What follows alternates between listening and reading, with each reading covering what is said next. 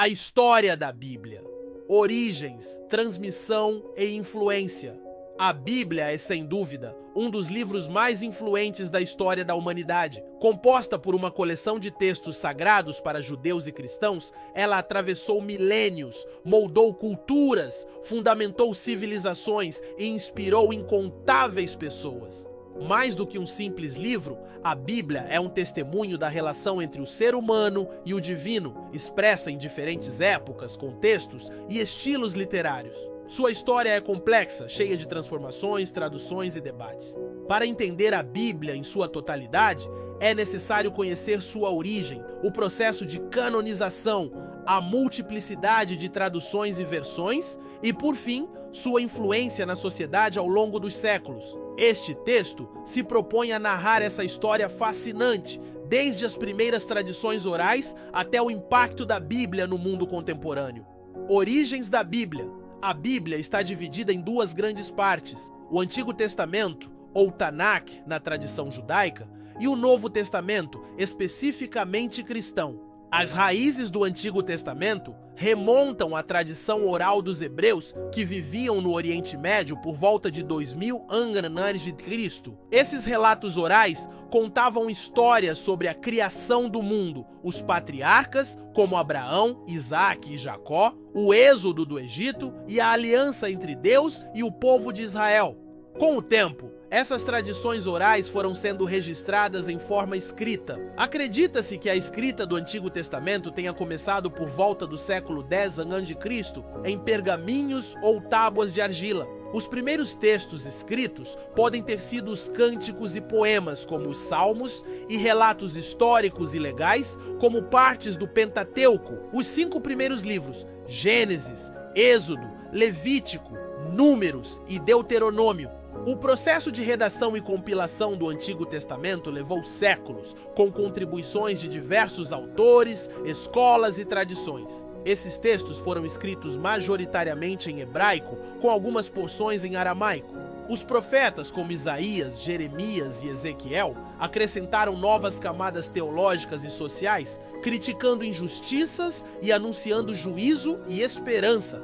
No século III a.C., diante da expansão do Império Grego e da diáspora judaica, surgiu a necessidade de traduzir os textos sagrados para o grego. Essa tradução, conhecida como Septuaginta, foi feita em Alexandria e se tornou a Bíblia usada pelas comunidades judaicas fora de Israel.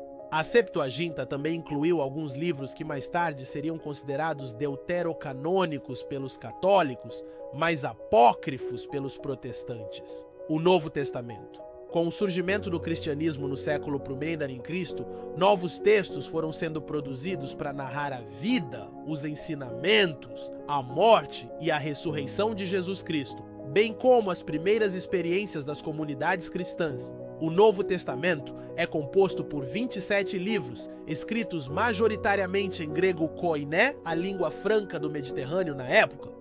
Os 4 evangelhos, Mateus, Marcos, Lucas e João, apresentam diferentes perspectivas sobre Jesus. Marcos é geralmente considerado o mais antigo, escrito por volta do ano 70 d.C. Lucas e Mateus usaram Marcos como fonte, além de outras tradições orais e escritas. João, o mais teológico e distinto dos 4, foi provavelmente escrito no final do século I. Além dos evangelhos, o Novo Testamento inclui os Atos dos Apóstolos, uma narrativa das origens da igreja, as cartas paulinas, escritas pelo apóstolo Paulo às comunidades cristãs, outras epístolas gerais e o livro do Apocalipse, que descreve visões proféticas e escatológicas. O Novo Testamento. Durante os primeiros séculos do cristianismo, vários outros escritos circularam entre os cristãos, alguns com autoridade local, outros com conteúdo duvidoso ou herético. Isso levou à necessidade de definir um cânon oficial. A canonização. O processo de canonização, isto é, a definição dos livros considerados inspirados por Deus e, portanto, autorizados como escritura, foi gradual e envolveu muitos debates. No caso do Antigo Testamento, os judeus consolidaram seu cânon em torno do século I a.C., excluindo os livros deuterocanônicos presentes na Septuaginta? No cristianismo, o processo foi mais longo. Desde o século II, os textos do Novo Testamento começaram a ser organizados, com listas parciais surgindo em comunidades como Roma, Alexandria e Antioquia.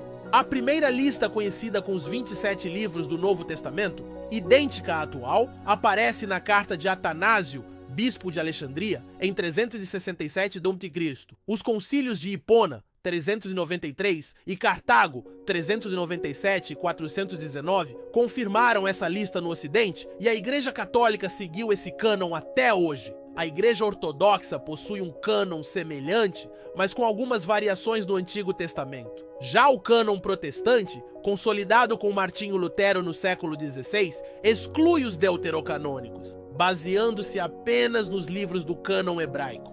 Traduções e disseminação.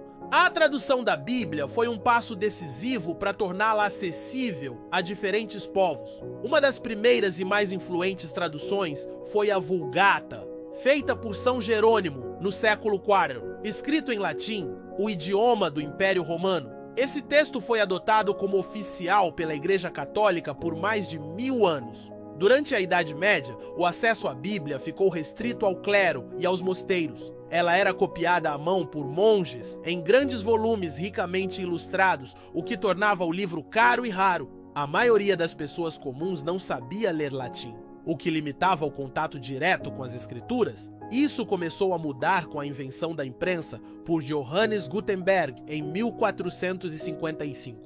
A Bíblia de Gutenberg foi o primeiro livro impresso da história, marcando o início de uma nova era na disseminação do conhecimento. Com a Reforma Protestante no século XVI, tradutores como Martinho Lutero, em alemão, William Tyndale, em inglês, e João Ferreira de Almeida, em português, trouxeram a Bíblia para a língua do povo. Lutero defendia o princípio do sola scriptura, ou seja, a Bíblia como única autoridade religiosa, o que incentivou a leitura pessoal das Escrituras. Desde então, a Bíblia foi traduzida para milhares de idiomas. Hoje, é o livro mais traduzido e distribuído do mundo, com versões completas em mais de 700 línguas e partes dela em mais de 3.500. A influência da Bíblia. A influência da Bíblia ultrapassa os limites da religião. Seu impacto se estende à literatura, arte, música, filosofia, direito e política. Ela moldou valores, inspirou movimentos sociais, influenciou a formação de leis e alimentou o imaginário coletivo de diversas culturas. Na literatura, escritores como Dante Alighieri, John Milton, Machado de Assis e Jorge Luis Borges referenciaram temas bíblicos em suas obras. Na arte, mestres como Michelangelo, Leonardo da Vinci e Rembrandt eternizaram cenas bíblicas em esculturas e pinturas.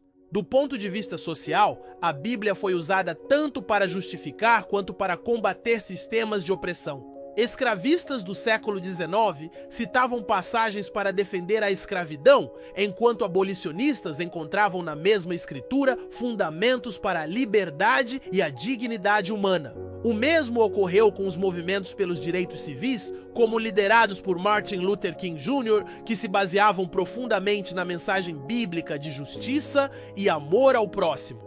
A Bíblia também está no cerne de debates teológicos e científicos. A interpretação literal da criação, por exemplo, levou ao conflito com as teorias evolucionistas. Por outro lado, muitos teólogos e cientistas defendem uma leitura simbólica ou contextualizada dos textos sagrados. Na atualidade, a Bíblia continua a ser um livro vivo, lido, estudado e debatido em todo o mundo. Instituições acadêmicas, igrejas, ONGs e movimentos populares continuam a extrair dela ensinamentos e inspiração. Conclusão: a história da Bíblia é uma trajetória marcada por fé, perseverança, conflito e renovação.